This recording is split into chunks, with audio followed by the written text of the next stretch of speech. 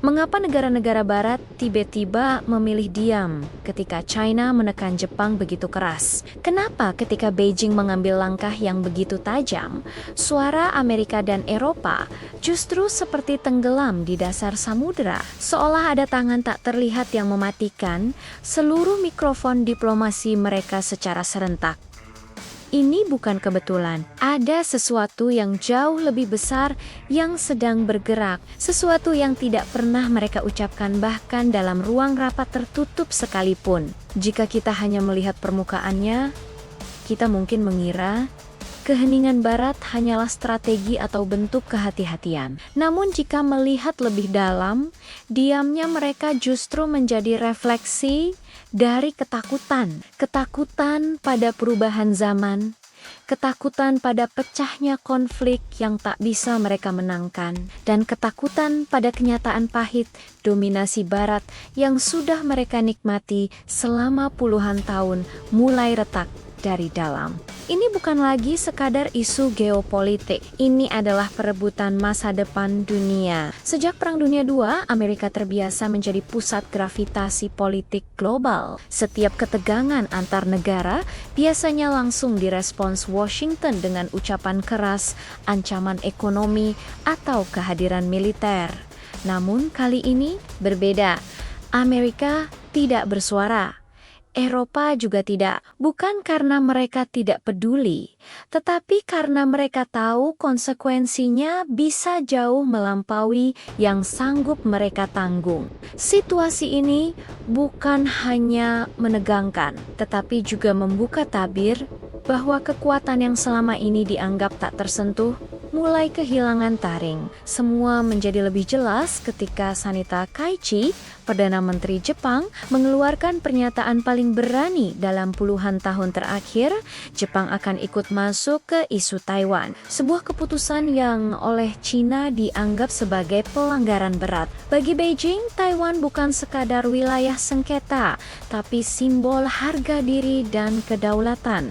Menyentuh Taiwan sama saja menantang garis merah yang telah mereka jaga mati-matian, dan reaksi China datang secepat kilat. Tidak ada 24 jam, tidak ada negosiasi panjang, tidak ada basa-basi diplomatik. China langsung menjatuhkan sanksi ekonomi, membatasi akses Jepang, dan mengumumkan peringatan resmi ke PBB.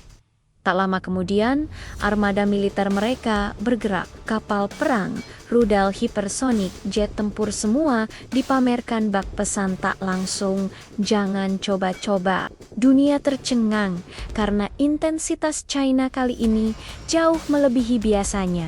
Seolah mereka sedang memberi contoh apa yang terjadi ketika garis merah benar-benar disentuh. Biasanya, dalam konflik semacam ini, negara-negara barat langsung masuk seperti pahlawan kesiangan. Amerika akan memarahi China, Inggris ikut meramaikan. Eropa mengeluarkan pernyataan pedas. Media barat memposisikan negara kecil sebagai korban dan China sebagai penyebab ketegangan. Namun kali ini keheningan menguasai panggung. Tidak ada kecaman, tidak ada dukungan, tidak ada keberanian untuk menyebut China secara negatif. Dunia seakan memasuki mode sunyi. Keanehan semakin jelas ketika Donald Trump setelah ditelepon pejabat China langsung menghubungi Sanita Kaichi. Banyak orang mengira ia akan mendukung Jepang, mitra aliansi yang selama ini menjadi pilar Amerika Serikat di Asia. Namun yang terjadi justru kebalikannya. Trump memarahi Jepang, meminta mereka meredakan suasana dan berhenti memprovokasi China, bukan sebagai sekutu yang memberi peringatan, tetapi seperti seorang pemilik usaha yang menegur anak buahnya agar tidak membuat masalah baru. Ini adalah sinyal paling jelas bahwa AS sedang berada dalam posisi defensif. Lalu muncul pertanyaan besar, mengapa Amerika, negara yang selama puluhan tahun tampil sebagai polisi dunia, mendadak menjadi begitu pasif? Mengapa mereka begitu takut Jepang memperkeruh situasi? Jawabannya sederhana sekaligus mengerikan. AS sadar bahwa masa depan hegemoninya berada di ujung tanduk. Satu langkah salah, dan statusnya sebagai pemimpin dunia bisa terjun bebas. Isu Taiwan bagi AS bukan lagi sekadar bicara tentang demokrasi atau kedaulatan negara lain. Ini adalah titik penentu apakah AS masih layak disebut superpower. China tahu itu, Jepang tahu itu, Rusia tahu itu, dan yang paling mengerti risiko sebenarnya adalah para jenderal dan penasihat di Washington. Mereka menyadari bahwa dalam perang besar melawan China kemungkinan AS untuk menang sangat tipis. Industri militer Amerika Serikat yang dulu menjadi simbol kekuatan tak tertandingi, kini banyak bermasalah. Jet tempur yang jatuh tanpa sebab, kapal selam merusak misterius. Proyek frigate mandek karena teknologi yang tidak terpenuhi. Sementara China memproduksi kapal perang dengan kecepatan pabrik mainan, mengembangkan rudal hipersonik, satelit tempur, dan memperluas armada lautnya hingga menjadi salah satu yang terbesar di dunia. Jika perang terbuka pecah, Taiwan bisa hilang dalam hitungan hari. Jepang akan goyah. Korea Selatan bimbang. Filipina dan negara ASEAN lainnya akan mencari perlindungan yang lebih aman kemungkinan ke Beijing. Dalam satu gerakan, Asia bisa beralih dari orbit Washington ke orbit China. Inilah mimpi buruk terbesar Amerika Serikat. Tetapi China bukan sekadar ingin menang. Mereka ingin menang tanpa harus menembakkan satu peluru pun. Prinsip klasik Sun Tzu, menang tanpa perang, adalah kemenangan paling sempurna.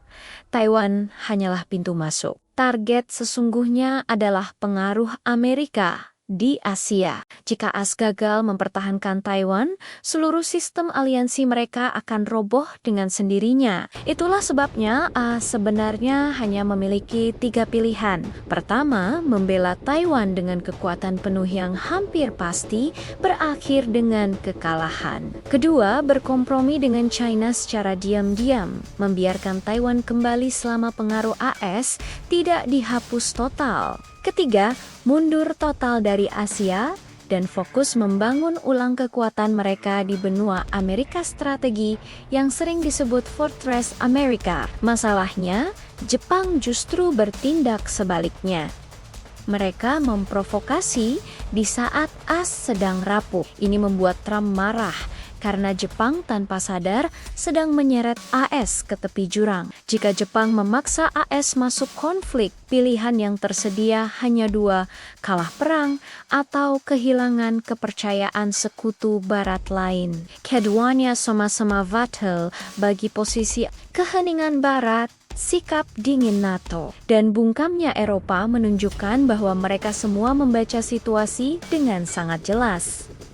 Mereka tahu China kali ini bukan sedang bermain-main. Dokumen resmi di PBB hanyalah permukaan dari peringatan keras. Siapapun yang membela Jepang berarti menantang 2 luka sensitif Chinese Taiwan dan sejarah kelam penjajahan Jepang. Dan 2 luka itu bukan sesuatu yang disentuh tanpa konsekuensi. Karena itulah Barat memilih diam, bukan karena mereka kehilangan suara, tetapi karena mereka kehilangan keberanian. Mereka sadar dunia sedang bergeser. Kekuatan yang dulu dominan kini mulai melemah.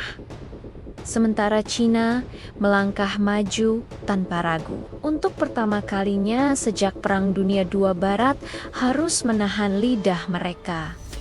Inilah wajah baru dunia, bukan dunia yang dibentuk oleh perang besar, tetapi oleh perubahan kekuatan yang bergerak perlahan, sunyi, namun mematikan.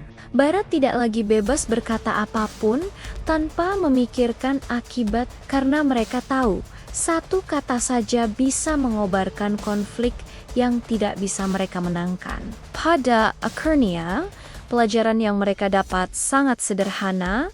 Jangan sentuh garis merah China, jangan bermain-main dengan Taiwan, dan jangan pernah menyeret Amerika ke pertempuran yang hasilnya sudah bisa ditebak. Dunia berubah dan perubahan itu sudah tidak bisa dihentikan.